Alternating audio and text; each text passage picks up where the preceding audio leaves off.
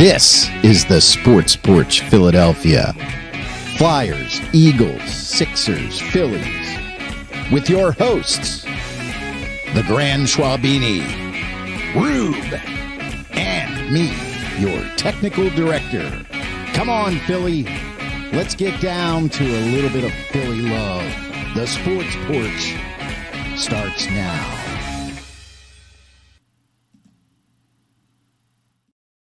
All right, there you go. We are here. We are live. It is the Philadelphia Sports Porch all over the world on Facebook, YouTube, and X. And of course, we are a podcast. I'm going to drop that podcast right after the show on the iHeartRadio app, Apple Podcasts, Spotify, or anywhere you get your bleeping podcast. That's exactly right. Your bleeping podcast. And if you want to, you can always venture on over to our live stream on Radio PGH.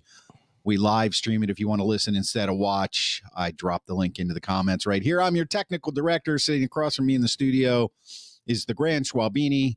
And down below me, from parts unknown, outside of Austin, Texas, a proud Philly fan, Rube. Rowdy. I love the way you say Rube. Yeah, it's awesome. Do you really? I love it. I don't know why I got into it, but it's Victory Playoff Monday, fellas. It is. Big win. We're going to have a lot of pages to talk about there. We sure are. Page 1, we're talking about the game, along with page 2, the good, the bad, and the ugly. Mm-hmm. Page 3, we're going to grade the position groups. Is this for the year? No, for the game. For the game. Yeah, okay. Yeah. We're going to talk about, would we rather the Rams or the Vikings? Correct. Which is coming up here on ESPN and ABC coming up soon. About 2 hours. Yep. Then we're going to talk a little college football, which I have absolutely no desire to do, but we can do it. It's okay. A lot of other people do like it. I mean, I know that, but if Penn State would have won, I would have felt a little better. Then we'll do a little Sixers, Phillies, and Flyers matchup. I want to remind everybody to subscribe to the YouTube channel at Philadelphia Sports Porch. Page 1, the Birds with a victory over Green Bay. They send the pack packing. How'd you feel about that game? Well, honestly, I did not feel that the Eagles played very well, except for defensively. Right. So it wasn't a great game. The way I sort of look at it, though, is in the playoffs, a win is a win. You had basically Jalen Hurts hadn't played in a month. Right. We figured he might be rusty. Right. And he did look rusty. Right. And look, I look back to when the Eagles won the Super Bowl in 2018. Their first game was against the Falcons, and it was an ugly game. Yeah. That they won with Julio Jones not catching a pass on the last play in the end zone. Right. So look, of course, you would love to just rock every team you play in the playoffs. But it didn't happen. Green Bay has got a good defense. Yeah. Top 5 defense. And so, their guys came to play. They made it difficult, but we got the win. So, I say good. Now we're going to have to play better to keep advancing. Yeah. That's for sure. Yeah, probably. Yeah. Probably. What do you think, Rube? Yeah, Rube. I don't think they played well at all. I think Green Bay did everything. If I'm a Green Bay fan, I'm sitting there thinking everything that could have possibly went wrong. Injuries on the offensive line, turnovers, turnover the first play of the game, penalties, stupid penalties, you name it. And somehow or another, I was still worried about that game going into the fourth quarter. So yeah, their defense played well against a pedestrian-looking offense, but I don't leave that game feeling very good about the squad, and I feel even worse now with N'Kobe Dean out for the rest of the playoffs. Yeah, we'll address that. Sure. I felt like this was look, this is the tournament, as Mike Tomlin would say, and it's a one and done. So in this case, I don't care how you how you win. You look good, you look bad, doesn't matter at all, because at the end of the day, you advance if you got one more point than the other team does. And so ugly or not, my biggest concern was, Hurts not playing for a month. Mm-hmm. And it showed. I mean, obviously it showed. So when you know that going in, your defense has to step up. And, Jordan Love, he only threw for 212 yards. There's 3 interceptions. Then on the first play of the game, there's a fumble on special teams. That's how you win the game. That's how they won the game. Mm-hmm. So it's a win. And I mean, it's going to sound strange to say it, but count it as a practice for the offense. They got the win, and the offense got the practice. And Barkley did get 100 yards. Right, and if you wanted to, we could have scored a touchdown on that last one. Yeah, that would have made it look. Yeah, and I was thinking to myself, is he a class? I mean, he is pretty much a class act, but is he trying to be a class act, or is he? What is he trying to do? Take it to the house. Yeah, just run it in. Yeah, I wonder how many people he screwed in Vegas. Yeah. I didn't know the line or anything like that, but I imagine there's a couple people that aren't too happy with that. Yeah. Well, how about a Saquon Barkley anytime touchdown? Right. That's exactly right. Like, there you go. There had to be a whole ton of people. Right. Like, who's not going to? If you're a bettor, who's not going to bet that in an Eagles game? Right. Who's not going to bet that? If you bet $5 or $5 million and he breaks one off at the end of the game, you're like, yeah, oh, you asshole. Come on now. Come on. Right. But I think a win is a win. I think it was a good win. We'll get to the good, bad, and the ugly. Because there was a little bit of bad and ugly. I agree. Mm-hmm. It's not like they came out, but I want to ask you this question before we turn the page to page 2 and break the game down. So you said, Schwaber, of course you'd like to rock everybody in the playoffs. Right. Don't you think it would be boring if your team, if the Eagles, no matter who your team is, comes out and wins every game, including the Super Bowl 40-10? No. I love you that. don't want a good game? No. Have I said no? No. Yeah. I just want to be celebrating the whole game and not worried and just enjoy the moment. Okay. What if they just flipped the coin and they just said you win? You heads, you win, tails, you lose. No, you're just asking stupid stuff. I know, but I'm just I go work on your if-then questions. Yeah. You work on the if-then questions. This is coming from the Dell guy on the other side here. The Dell guy. Yeah, I know. He's ready to go. I can see it right there. Okay, page 2. Let's break down the good, bad, and the ugly from this game. And Rube, why don't you take the floor for this first? Since you seem to have the least amount of good feelings about the win, Negadelphia. What do you take away as good from this game? I think the turnovers were good. Yeah. I think the first quarter pass blocking was incredible. We can talk about that later. I thought the defense was obviously good. So those would be my top goods for the game. All right. Well, Grant Schwabini? Yeah, what I'll do, I could I easily could have went with the defense and the turnovers, but let me set you up for what I thought was good. Dallas Goedert's double stiff arm TD. Yeah, we have that right here. And here it is.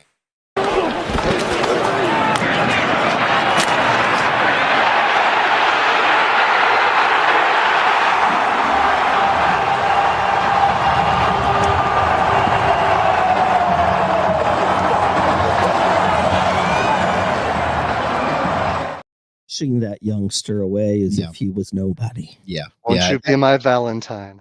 Yeah, that for me, that was kind of like the Dallas Goedert is back moment. Mm-hmm. Yeah. So you're saying the good was basically that, or do you have a broader good? I'll just go with that for now. Okay. I mean, it was if it wasn't that, it was going to be the defense. Four turnovers, and also too, let's give a game ball to Nolan Smith with not only the 2 sacks, right, but the clean hit that took out the Green Bay's best offensive lineman. Yeah. Well, when you're playing clean, that's the whole purpose. Right. My good was the defense. And I'm not backing into that. That was my good the whole time, because as I alluded to earlier in our conversation, I was more worried about Jalen Hurts and the offense being a little rusty, their timing being off. And that can lead to turnovers. And I think all three of us agreed last week that whoever won the turnover battle was definitely going to win this game. And that's what happened. Mm-hmm. And the defense, they held them, they held them to 10 points, and the Pack, they can score, but they looked pretty pedestrian. So my good, definitely the defense. They played when they had to play. They stepped up when they knew the other side of the ball wasn't at its best. And I think it also proves, just real quick, I think it also proves that you can't look in the rear view and say, well, they came out and they killed Dallas last year, so we should expect them. It's a new year. It's a new team. It's a new game. It's a new setting. And I think we got to be careful about using the history to predict the future.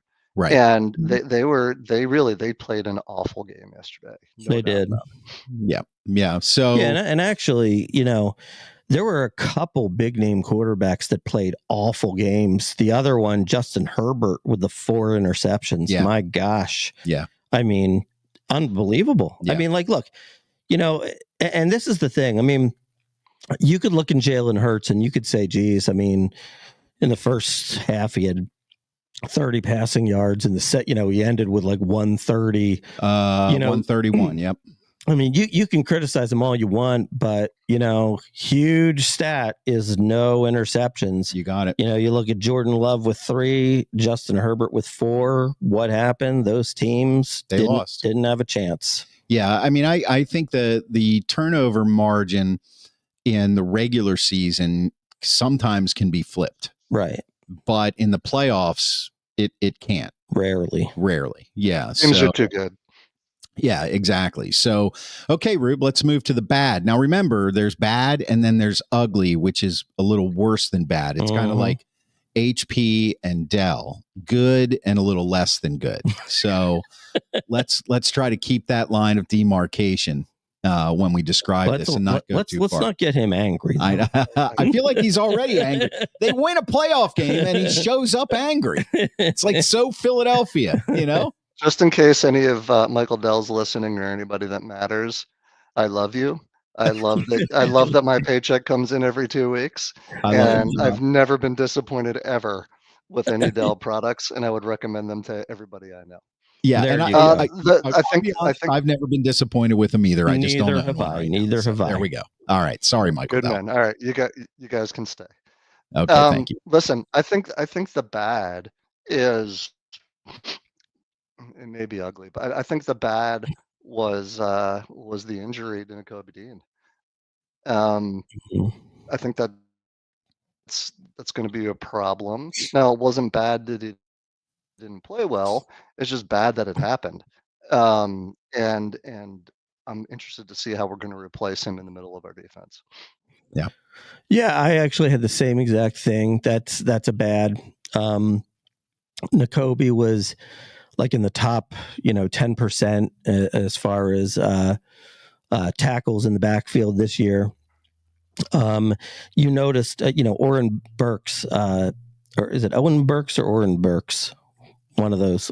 Owen Burks. Owen Burks. Oren Burks. Is it Oren Burks? I guess. Okay. Well, he took over for him, and while he made a great forced fumble on the kickoff, you can see there's a steep decline.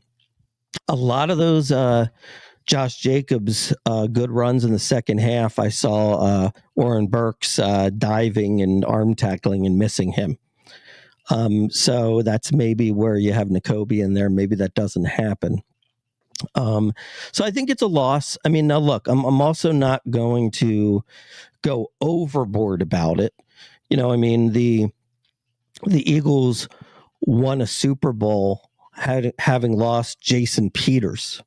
Right. So it's not like Nakobe Dean is, even right. It's not like he's like even the 4th best player on the defense or anything. So we got to just coach up, Burks and hope that he can play a decent enough to fill in. My bad was actually I'm leaving the offense out of this because of all of the things we talked about earlier, Rusty and all that kind of stuff. My bad is actually Jake Elliott missing an extra point. That's my ugly. Yeah, is that your ugly? That's okay. my ugly. Okay. Yeah. So I and the reason that's bad is that these games, this game was a 12-point victory, but you look at the teams coming down the line, whether it's a Detroit, whether it's the Vikings or the Rams, whether it's the Commanders, who always seem to pull something out of their ass in the fourth quarter to keep it close. That extra point, it's concerning. Now, obviously, it doesn't not count for the next game, right? But let's hope this doesn't get up in his head. That was my bad, because that could have been the difference, and it wasn't. Is that also your ugly, Rube? No, I was thinking about that one, but since my friends have already taken that, I think my ugly was the pass blocking after the first quarter. Hurts was not good, but he also didn't have a hell of a lot of time every time he dropped back. And what was so unbelievable is how much time he had on the Dotson pass and other plays in that first quarter, and all of a sudden we forgot how to pass block.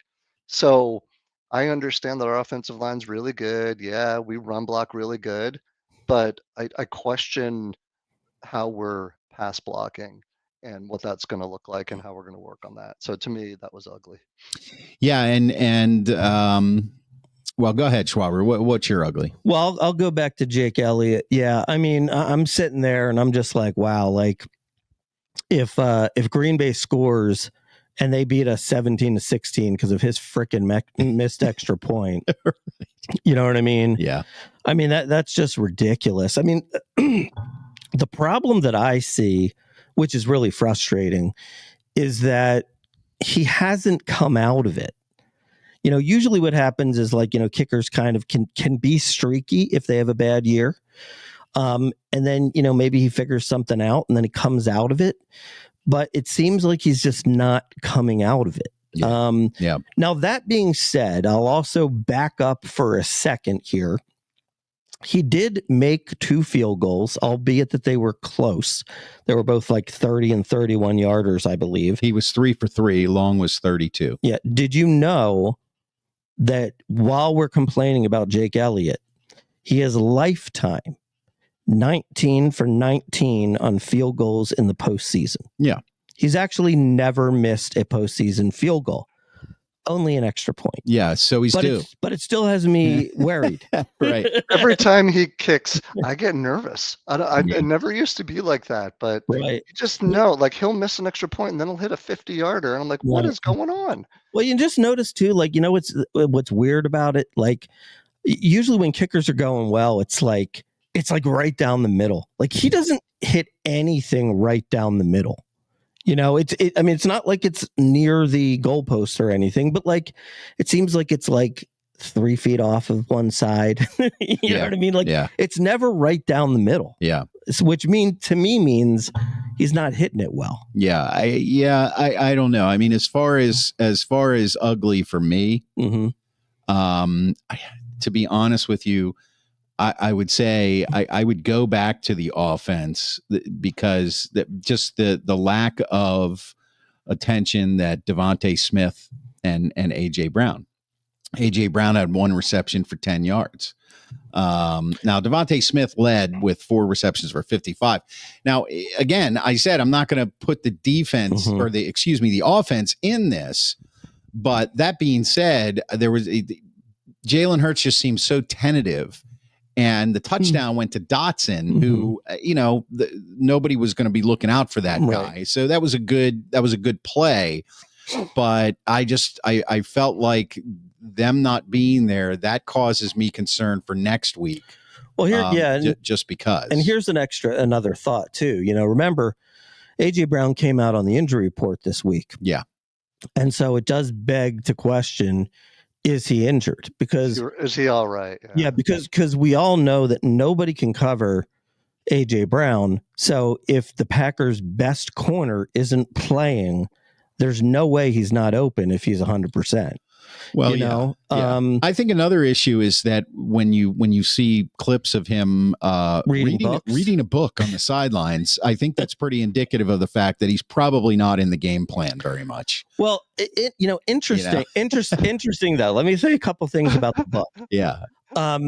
It is true that he brings that book to every game, and he reads a passage from that book after every drive. Okay. That is really? Yes, I had no idea. That is 100% accurate, and I saw all over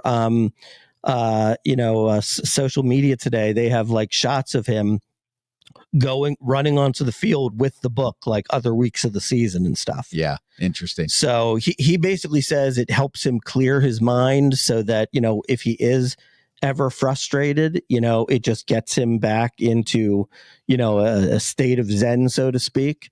So really, I mean, it's actually probably a pretty good thing. Yeah. A funny note on this, that dude's book, Inner Excellence, is now the #1 selling book on Amazon. Of course it is. Because of all the hype. Yeah, of course it is. That was the first thing I thought when they circled that book. That I was like, if this author is watching this, he's running all the way to the bank now. Yeah. All right. Well, Steve chimes in here. He says, who would you rather play, the Rams or the Vikings? We will get to that shortly. That is page 4. So right now, page 3, we're going to grade the position groups. You know what? Grant Schwabini started off. Okay. Let's run through the defense first, because that should be pretty easy. Let's go. We're not going to spend forever on this. We're not going to break down safeties and corners. So let's just say the secondary. How would you grade the secondary? Rube? I thought the secondary played a really good game. How many? 3 interceptions? Yeah. A? Yeah, I'm going to give them an A as well. They really weren't beat at any point during the game. I mean, there were a couple of times where I'm like, oh, come on, Slay. Why do you have to play him 10 yards off the ball? But outside of that, I mean, your playmakers made plays, and overall was pretty good. Yeah, I'm going to give him an A as well. The leading receiver was Jaden Reed, 4 receptions for 46 yards with a long of 20. The longest reception of the game was 29 yards by Dontavian Wicks. So, by the way, that was a prayer of a throw, A, and B, the hit the Blankenship put on Reed pretty much ended the game. Yeah. Yep. So I give them an A as well. All right, Schwaber, what's next? You sunk my Blankenship. Now, just wanted to get that in there. I know, I can tell. Now, how about let's go with the linebackers? I don't know if we just want to do Zach Bond or linebackers as a whole. I would say let's just do the linebacking core as a whole. Yeah. Well, all right. So if you look at the whole game, right, there was a drop off when Dean went out. Bond, as usual, had a great game and an interception. I'd give him a B. I wouldn't give it an A because I did see some missed tackles, especially in the 3rd and 4th quarter. So I'll go B. I'm going to give him an A-, because I'm not gonna be too hard on Oren Burks, being that he didn't realize he was going to be playing half the game. And I'll tell you what, Bond, man, Jesus. I mean, interception. I don't know if you caught, he made a special teams tackle. Yeah. And he was also, now look, running with a wide receiver in the end zone, covering him, right, blanketing him. Right. Now you could probably call that a pass interference, but the fact that he's in the end zone blanketing a wide receiver is ridiculous, man. The dude's all over the place. He was an A+ draft pick for sure. He wasn't even a draft pick. Nah, he was a pickup. He was a free agent signing. Agent signing. Yeah, free agent signing. Mm-hmm. Sorry about that. My mistake. I would grade them as an A. I would just give them an A all around between the sacks, the interceptions. They held the whole defense held Josh Jacobs to 81 yards rushing. I mean, that was the real concern on their offense. So I would give the linebacking core an A. Okay. How about defensive line, Rube? It's hard to give anyone on the defensive line anything other than an A. We sacked the quarterback. We put pressure on. We caused the quarterback to make bad throws. My key to the game, to the technical director's point, was you stop Jacobs, and I think for the most part, except for that one beast run that he had, I think we kept him in tow. So I think the defensive line played a really good game. I didn't really fear them doing much against us, and it starts with the front line. Yeah, I'll give him an A-. I think you could only go higher. Like if you had, let's say, 4, 5, 6 sacks, maybe if you had a forced fumble out of that group, I'd give a higher grade. But, Nolan Smith got 2. Jalen Carter and Milton Williams were in Love's face all day long. Sweat didn't really give you much. But I'd say overall was an A- because they controlled the run game and they didn't let Jordan Love get going. Yeah, and I'm going to go A as well. As a whole, I think the defense it was an A, close to an A plus. You held a playoff caliber team that had 11 wins to 10 points. And you just can't. When you hold a team to 10 points, your defense played well most of the time. Right. So I'll give them an A. So where are we going to now? Wide receivers. Sure. We'll go wide receivers. AJ. Davante. Are we doing? Oh, okay. We're doing them all. As a group. Yeah. Dotson. All as a group. Yep. C. He says a C. Tentatively. One catch for AJ, and I do think there's something going on with his knee, which has me a little nervous. They finally got Davante in the game in the second half and started throwing to him. And yeah, Dotson got open for that pass, but Hurts had 6-7 seconds to find him. So a professional wide receiver getting wide open after 6 seconds is doable. But a wide receiving core, C. They didn't show me anything special yesterday. I put him down for a B-, just simply because I thought that they did make some plays when they had to. That Dotson touchdown that was on a 3rd down. So that's either 3 points or 7. So I think that was big. And there was also a rollout and about a 30-yard pass downfield to Davante where, that was leading up to the Dallas Goedert touchdown drive, which we really needed to respond after Green Bay closed the gap. So I think they came up with some plays when it was needed. So I'll give them a B-. Yeah, and I'm going to do the same thing. I mean, we're not going to grade the tight ends, are we? Because I lumped them into the receiver. Of course, we're going to grade the tight ends. If the tight ends are part of the wide receiver group, I'd change my grade because Goddard was a beast yesterday. Okay. Yeah. See, well then I mean, obviously I'm going to give Goddard an A, but I'm giving the whole receiving core to include Goddard a B. Because they didn't do anything to jeopardize. And like you said, Schwaber, they made the plays when they had to make the plays. That 3rd down catch for a touchdown by Dotson, who, nobody expected to be doing anything in very many games this year. And then Goddard, with that triple stiff arm, making and the one-handed catch. And the one-handed catch. Exactly. So I think the receivers, as a whole, I give them a B. If we're going to move on to tight ends, I would give, Calcaterra only had 1 catch for 4 yards. If you want to grade them as a group, that pulls it from an A to an A-. But be careful, right? Be careful too. Yeah, the Calcaterra catch was beautiful. Yeah. However, but what we always forget about when Goddard's in the game, it gives our running game an even bigger boost because the dude's a beast when he blocks. And the other thing is he controls the tush push. Yeah. So much better than anybody else. Yeah. Yeah. So, okay. What's next, Schwaber? What's next? Offensive line. Okay. Here we go, Rube. Well, Rube, you already kind of said your piece on the offensive line. Yep. Yeah. On the run, good. On the pass, bad. So B- because we won. There you go. I'm not going to be as hard on the offensive line. I thought that they did give Hurts a lot of time. I think that Hurts held the ball too long a couple times, but at the same time, that's also better than forcing and getting a turnover. But I think that he did hold the ball a little bit too long. I think it's also part of just maybe being rusty and not in the flow of the game, being maybe a little gassed. But, and there were some penalties that were kind of uncharacteristic on the line. I'm still going to give him an A-, though, because I do feel like we did win this game in the trenches. And I think the offensive line had something to do with us getting into the 20s, whereas, Green Bay just scored 10. Yeah, I'm going to give them an A- as well, because once again, Hurts hadn't played for 4 weeks.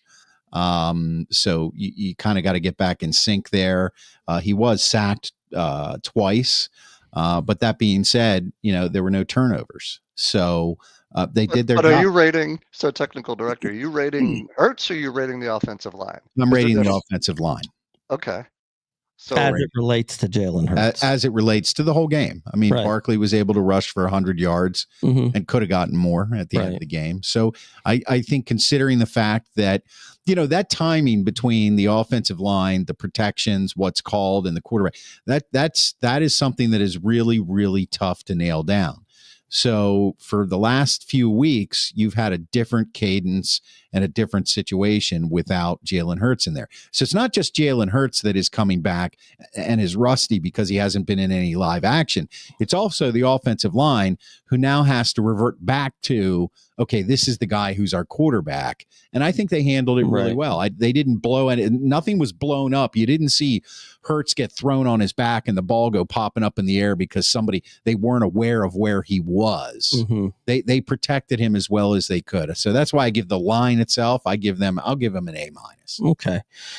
And now let's go to the running back room. Don't forget about Kenny Gainwell. He's an exceptional backup. I really, when Barkley was flexing his hand a couple times, I got a little nervous. I'm like, what's that all about? I'm like, bring in Kenny G. He'll get the first down, and boom, he gets the first down. Yeah. I think they're a great 1-2 punch. As long as they stay healthy, I think they're going to continue to carry us. So I give them an A. Yeah, I give them an A-. Just for the fact, I mean, look, you can't complain about. Kenny G did his job, and Saquon Barkley did his job, getting over 100 yards. And if he took that one of the house, it's probably 160. Yeah. But the only reason why I'm going to give it an A- is because Barkley really didn't have. He didn't have several 10-yard runs. And when we were trying to run out the clock at the end, he was kind of going 3 yards, 2 yards, 3 yards. He wasn't making it completely easy by busting off a couple 8, 9 yard, 10 yard, 11, 12 yard runs. So, I mean, and look, it's a high bar. He's just set the bar so high. I'm just expecting so much. So I think he had a good game, but not a special game by his standards by any stretch. Yeah, I'm giving him an A. He carried the ball 25 times for 119 yards, and we all know it could have been more. He did his job exactly. He did exactly what he's supposed to do. He grounded out. You can't expect, like you were saying, what are we expecting from him? Well, the defenses are going to get better. They're going to focus more on Barkley. I think Barkley going forward, if he's rushing, if he's getting the ball 25 times in a game and he's rattling off 110, 115 yards, even if he doesn't have a touchdown like in this game, I think the Eagles are on the other side of victory for that. I think that contributes because of the other weapons that they have. So I give him an A. As far as Gainwell goes, I mean, he had three rushes for 14 yards. Yes, when Barkley went out with a little hand, he tweaked his hand. He came in, and that change of pace was nice because he's a speedy little back. Right. But I mean, other than that, I'm not so sure that changed anything in the game. I don't see that in this game as a 1-2 punch. So I'm not even really including him in my grading. But how important were the runs he had, right? And at least one of them was a first down. Yes, one was a first down. But I'm not so sure Barkley wouldn't have gotten that anyway. So, but overall, it's an A. Okay. All right. Now the most important position in sports: Jalen Hurts. Quarterback. Yes. QB1, Philadelphia Eagles. Go for it, Rube. Here comes Negadelphia. No turnovers is good. Had some good. He's trying. He's trying. Had some good runs. No, the turnover thing's huge. You guys both said at the beginning. It could have been 4. It could have been 3 or 4 interceptions, and it wasn't. Yep. So I don't think it was a total failure. So I'd say C-. He fell back into some things that we see. Was holding on to the ball too dang long. Wasn't stepping up in the pocket. Was running away and trying to make miraculous plays. I'd like to see him run a little less. Check down like once a game maybe to Kenny Gainwell or Saquon Barkley. But for the most part, very pedestrian game. I call it a C-. He can play a lot better than that, and he's going to need to. I'm going to give him a B. I definitely think he can play a lot better, but I do think no turnovers is huge. He did throw 2 touchdown passes. And to be honest, I actually credit the poor play. He started out 6 for 6. And then I think he went on a streak where he was like 0 for 7 or something like that, like right afterwards. And I kind of contribute that to 2 things. Number one, when you come out right out of the gate, you've practiced all week. So, you're ready at game time. Then once you've been out on the field and you've been taking some hits, you start to, feel it a little bit, and you become a little bit tired in the heat of the game. And because of that, I felt that the play calling was very good in the beginning, and it was pretty crappy in the second and the third quarter. Everything's like a 7-step drop, and let's look for guys way down the field, which means he's got to hold on the ball longer anyway, where in those first 6 throws, everything was quick. I mean, except for the touchdown pass, everything was quick. And sometimes that's a problem. Like, sometimes I think, we forget that, players need to get themselves into a rhythm. And just because they show that they're in a rhythm early doesn't mean you should abandon what put them in a rhythm. Right. So, and so I think just the bottom line is that he needed to win the game. He won the game. He didn't make any mistakes. And I think the play calling could have helped him more and been a little bit better. Yeah, I feel the same way you do, Schwaber. I give him a B because what he didn't do is try to force the ball. And that's the biggest thing that quarterbacks do when they start to get frustrated. And the defense played well enough. I mean, collectively, this is an effort. So the defense was playing well enough that he could relax and just kind of settle into his game and kind of renew that connection with the offensive line and the play calling and the cadence. You guys are getting too soft. I thought you guys used to be hardcore analysts. Guys, he didn't play a good game yesterday. Why are we giving him credit for not turning the ball over? He's not supposed to turn the ball over. Well, here's the thing. It's a huge part of winning the game. No, I get it. But why are we praising him and giving him a pass on all the other things he didn't do well? Because they won the game. They won the game. Yeah. But there's other reasons they won the game. It wasn't because of him in particular. Well, but one of the big reasons that they didn't lose the game was that he didn't turn the ball over. So you're happy with not just not losing. I refer you back I refer you back to my initial comments that when you're in the tournament, it doesn't matter how you win. You score more points than the other team. You win the game. You forget about it. You guys are soft. That's You're right. soft. Look, he threw a touchdown to Jahan Dotson. He threw a touchdown to Dallas Goedert. Jordan Love, did he throw a touchdown? Jordan Love got an F. He should have got an No, but he threw 3 interceptions. Well, Jordan Love got an F. Yeah. I mean, look. Rube has valid points. Yeah, I mean, Ray Didinger, who I trust and respect immensely, in the Sports Writers Hall of Fame. I heard him this morning. He said to say that Jalen played a good game, he said would be a little bit of a stretch. Yeah. But all right. So someone respectable agrees with me. Good. There you go. Special teams. Let's not forget about the third phase of the game. Special teams. Go ahead, Rube. Well, it would be an A if not for the missed extra point. Can we all just agree that it was a B-? Sure, but it was great. It was great kickoff coverage. Yeah. Now let me tell you something. I think the Schwabini hit on a good point. I thought the play calling was not so good. especially in the second and third quarter, to your point, Mark. That play where we threw out to the sideline on like 3rd and 5. What was that? What was that play where we threw it to the right and we made like 3 yards? What is wrong with hitting a tight end or Devontae across the middle once? Yeah, well, and that's the thing too. Yeah, there were a couple times. I mean, just to go back to that. I mean, look, a 3rd and 5, and you're not going to throw it 5 freaking yards. Exactly. With AJ Brown and Devontae Smith and Dallas Goedert on the team.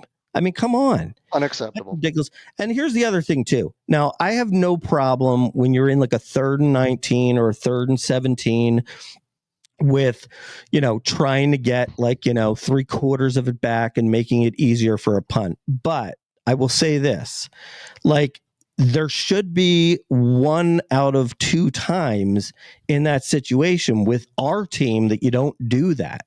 We're supposed to throw a 22-yard out to AJ Brown on 3rd and 17. And I don't know why we had to give up on every freaking 3rd and 15 plus. So I was a little disappointed with that. How about you, Rube? Yeah, conservative, very conservative play calling. Again, it felt like we were calling plays not to lose instead of playing calls to win. Now, I think you're absolutely right, but I think that was the right strategy for this game. It may have been. It could have been. It was. They won. Right. It may have been. I mean, maybe they go for it and he tries to squeeze in a tight ball on a 3rd and 17 and it gets taken back to the house. Before we move on to page 4 here, let me ask you this question. You just said, well, on a 3rd and 22, why are we throwing it at 15 yards? Well, what if Hurts's rust causes him to overthrow or underthrow that ball, and it's a pick 6? Does the game change? Yeah. I think the momentum changes, and now you've got a problem. So, I overall, in spite of the fact that this is kind of what we were worried about, I for one liked the Eagles' game plan this game. I think they went into this saying we're going to have to win this game on defense. And if Jalen comes out and it looks like he's firing on all cylinders and he's totally comfortable, they might have had a group of plays where they say, okay, we're going to open it up now. He looks comfortable. But that was obviously those short passes in the beginning of the game. Obviously, they were trying to get him into the flow of the game. And then after that, what happens is he rattles off a bunch of interceptions and they dial it back a little bit and they say, okay, he's not quite ready. And the incompletions, I'm sorry. And the defense is playing well. I like that strategy. Do I like that strategy going in against the Rams or the Vikings? No, not at all. The Vikings led the league in interceptions. That causes that's some concern there. The Rams, if they're firing on all cylinders, they've got a pretty high-powered offense and quarterback. So, all right, so let's that's going to lead us to our next page. Let's move on to that. So, Rube, Rams or Vikings, who would you rather play?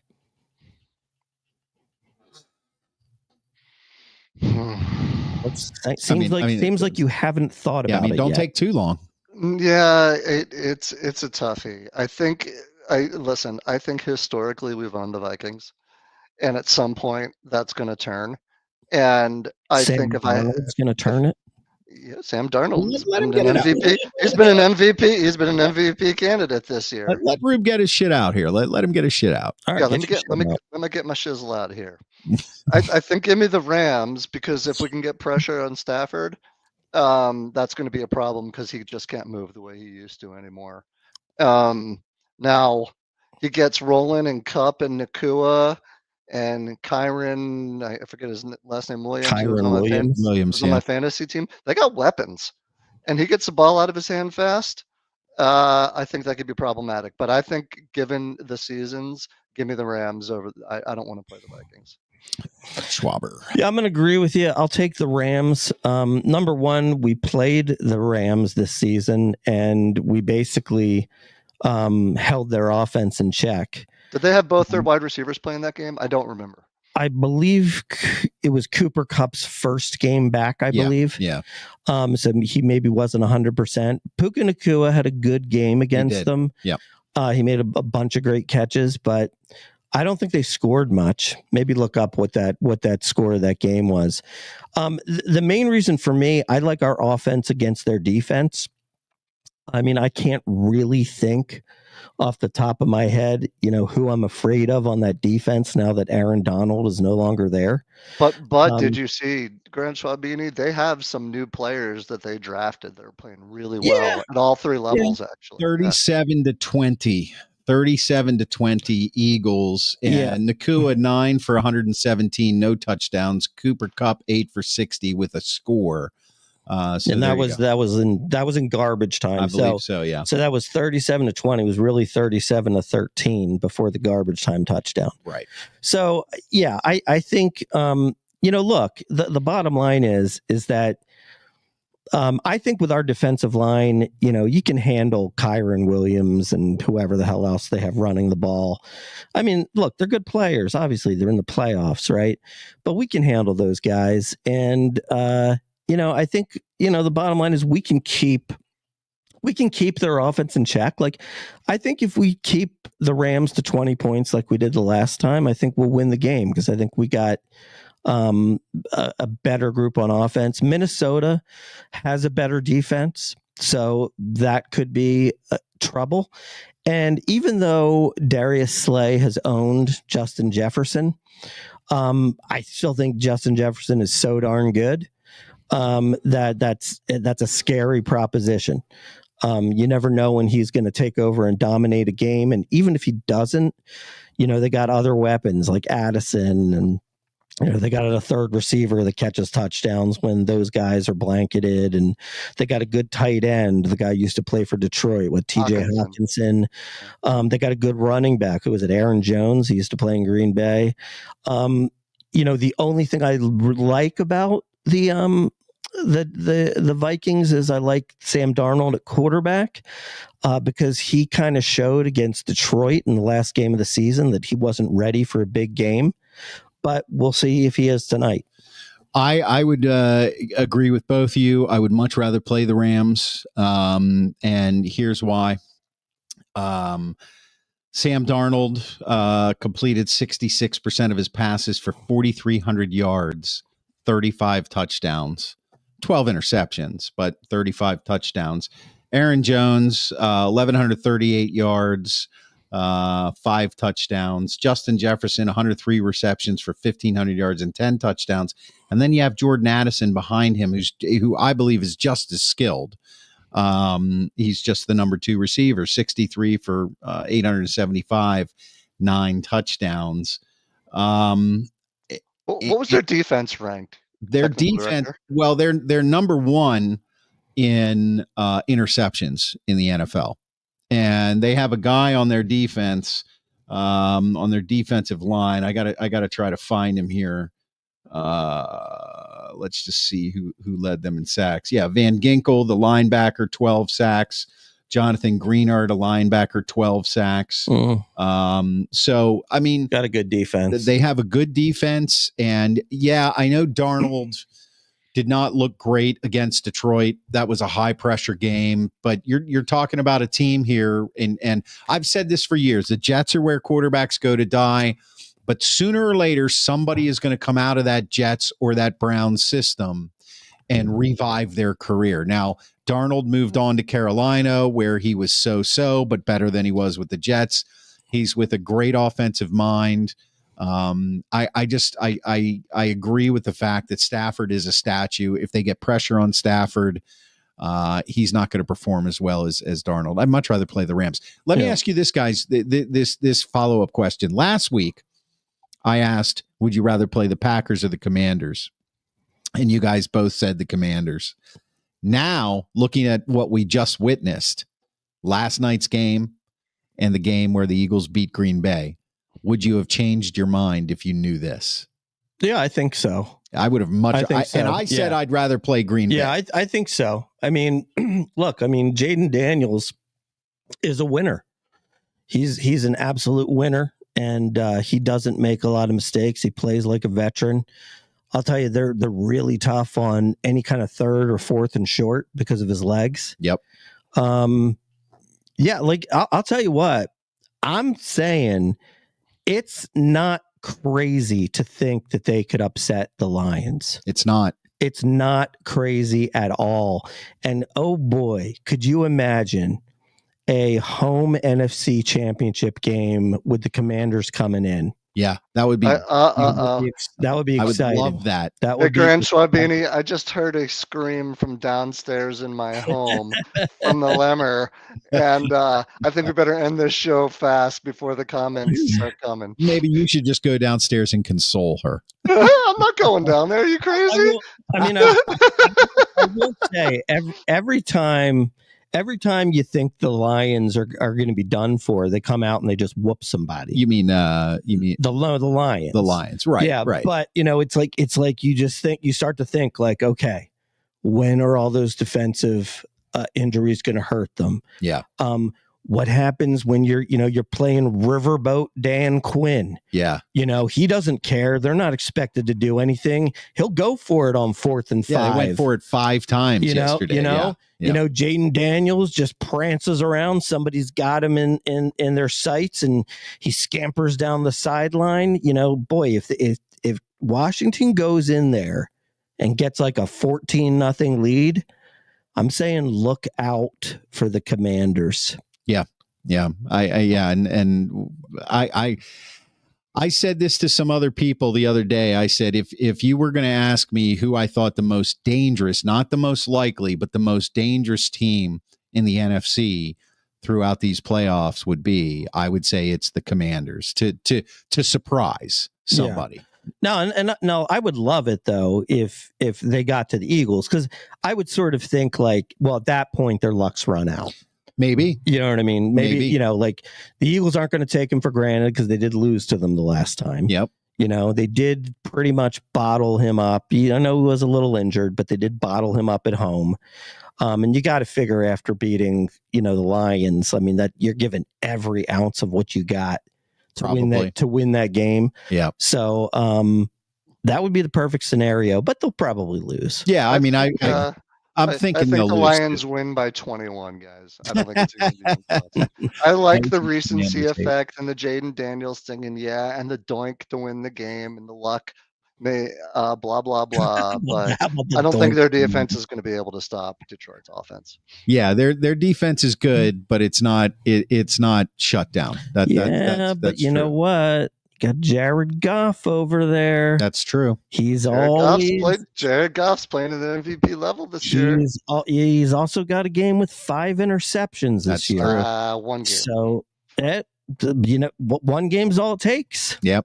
One game's all it takes. We're just trying to get Rube in trouble. They'll win by double. I'm predicting right now they'll beat Washington by double digits. Okay. You heard it. Right. You heard it here. We'll see. Okay, this is the Sports Porch Philadelphia. If you're watching us live right now, you're watching us on Facebook, on YouTube, and on X.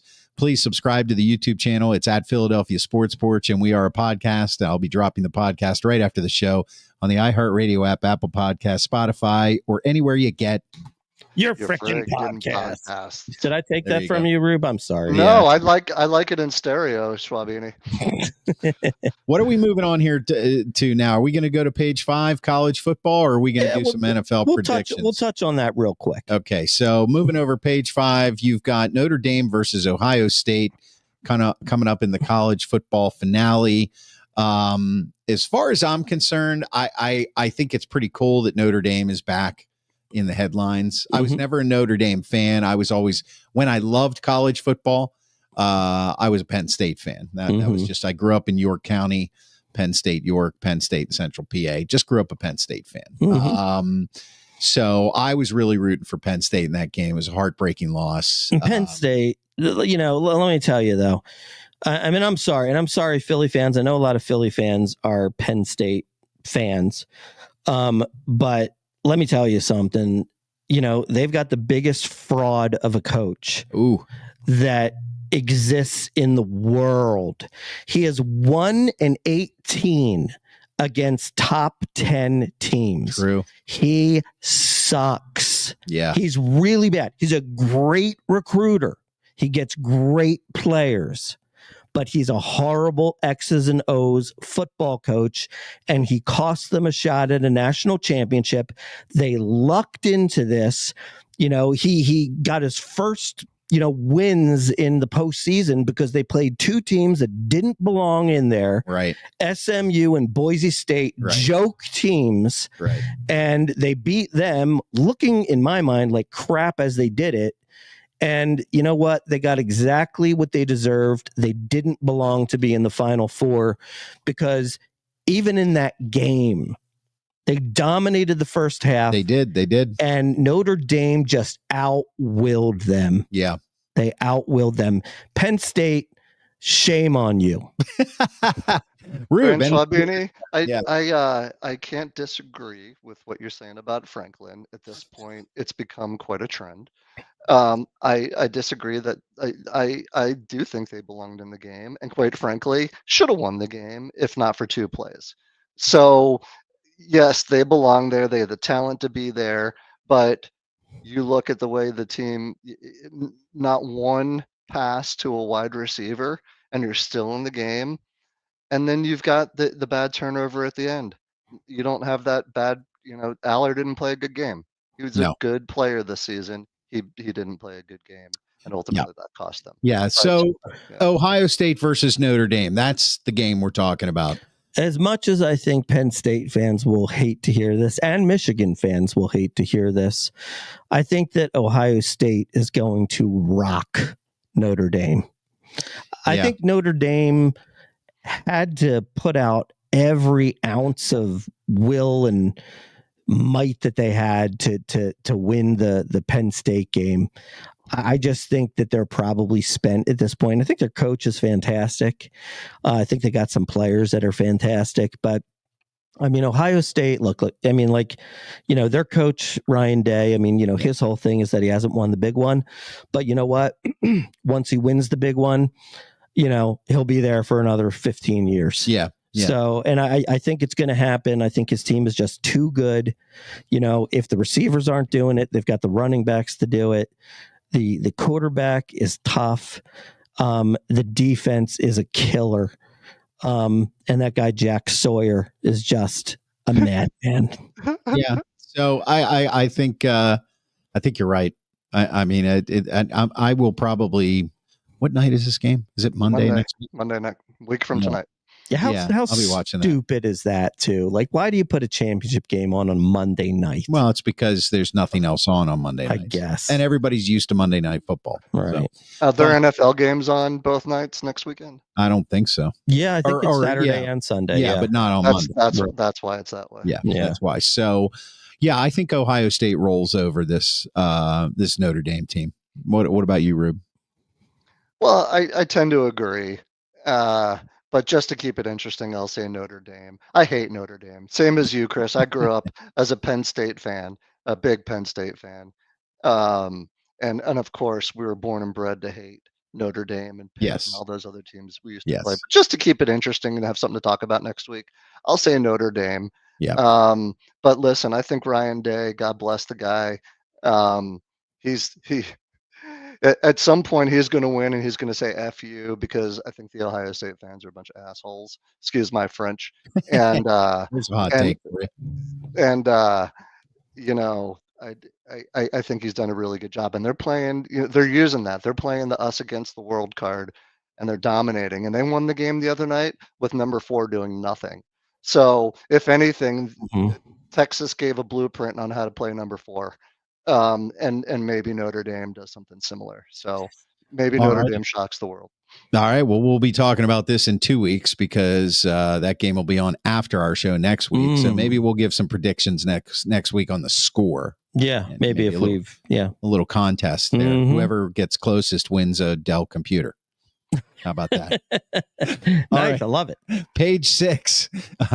Or Rube's got to buy us a Mac. Right. There you go. No. Rube's got to start using a Mac. Right. All right. Page 6, real quick. Sixers, Phillies, Flyers mashup. What do you guys got for us?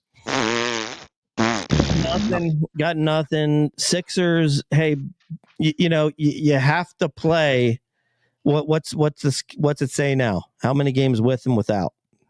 It is 5, 10, 15, 20, 5, 10, 15, 20, 20, 27 games without, 10 games with. I'm feeling good about my prediction again.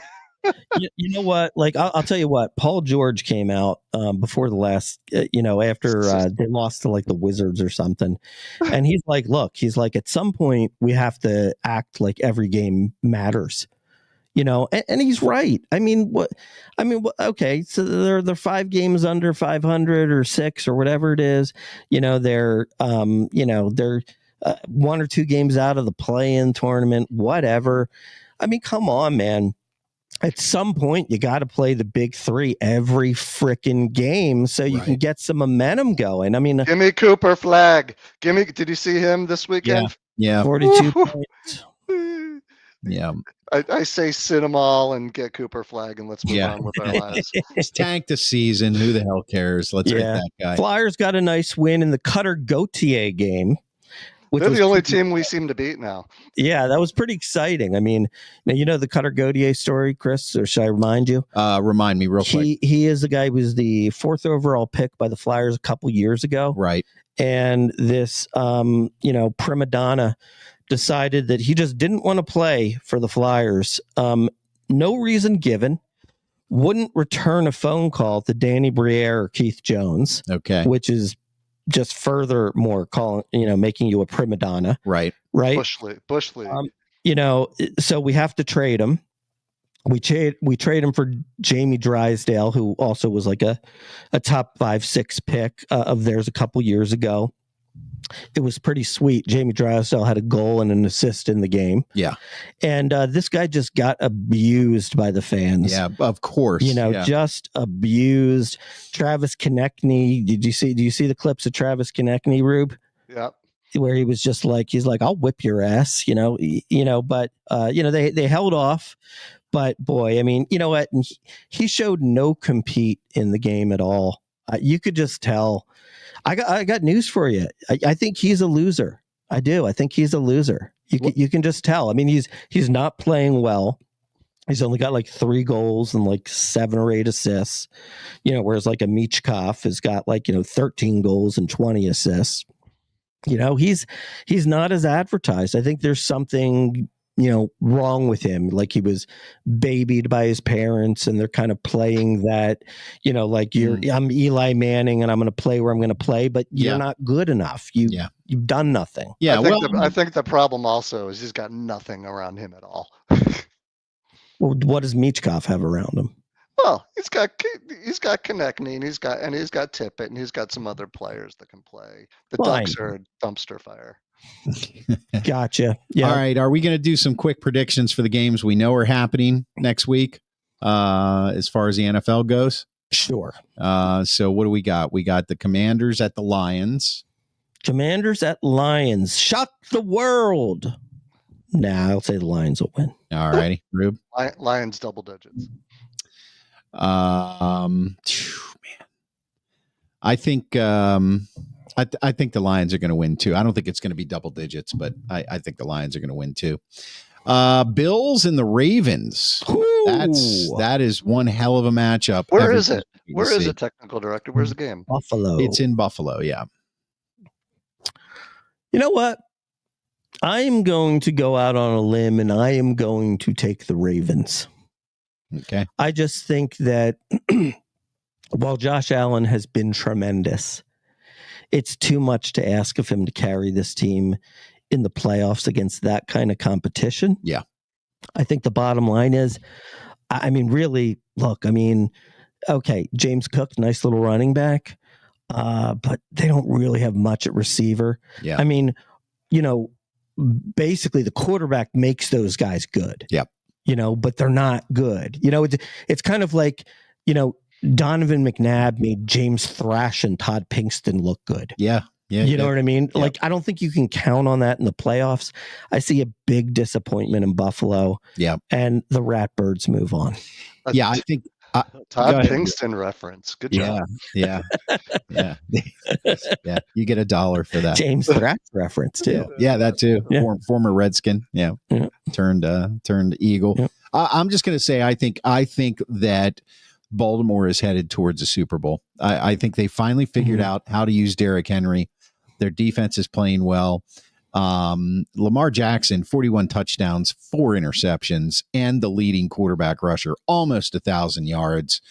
I'm going to say it, and I can say it because I'm not a fan of the Ravens, but I don't see how you can go wrong with this mix. I just, when you watch Derrick Henry run the ball, all due respect to Saquon Barkley, he's just as good. Mm-hmm. He is just as good. He could have very easily, had they utilized him properly in the beginning of the year, he could have very easily had another 150, 200 yards rushing. I think they come out in this game and they just beat the ever-loving crap out of that Buffalo defense with Derrick Henry and then let Lamar do his thing. So I think the Ravens win. How about you, Rube? Ravens, for the way their defense has been playing. They figured something out on the backside of their defense with who's guy Kyle Hamilton, their safety. Mm-hmm. And ever since they moved some things around, their defense looks like a Ravens defense. Mm-hmm. So give me the Ravens. All right. What's the Houston at the Chiefs? Oh yeah. CJ. Yeah. All right. CJ Stroud arises from the dead. Now, could this be the year that the Chiefs do not? I mean, everybody's saying, "Oh, the Chiefs are going to go all the way." Look, I don't see anything about that team that's really that much different or greater than Chiefs teams in the past. Well, you mean the ones that keep winning Super Bowls? Those teams? Yeah, those. Yeah. They're going to make CJ Stroud look like a piece of crap. I think you're right. They are. I mean, like at the end of this game, you're going to be like, us Eagles fans, we're going to be hoping like. I hope the CJ Stroud effect happens to Jaden Daniels next year. Yeah, exactly. Yeah, right. Exactly. We're hoping. Yeah. So we're all picking KC on that one, aren't we? Yep. All right. Are we missing any, or is we don't know who's playing, so we'll leave that out there, and that's it. Philadelphia, thank you. I'm running a little behind here on my technical. There we go. That's a little better. All right, guys, you've been watching the Philadelphia Sports Porch live all over the world on Facebook, YouTube, and X. Want to thank our X viewers for being here, and of course, YouTube and Facebook. And I'm going to drop the podcast right after the show on the iHeartRadio app, Apple Podcasts, Spotify, or anywhere you get your friggin' podcasts. There you go. And please remember, you can always follow our YouTube channel at the Sports Porch, or Philadelphia Sports Porch, at Philadelphia Sports Porch. That's right. All right, go Birds. For Rube, for the technical director, that's me, and the Grand Schwabini, I am your technical director, and I am out. By the way, CJ DJ does the every week on Instagram. Jablonsk. Peace out.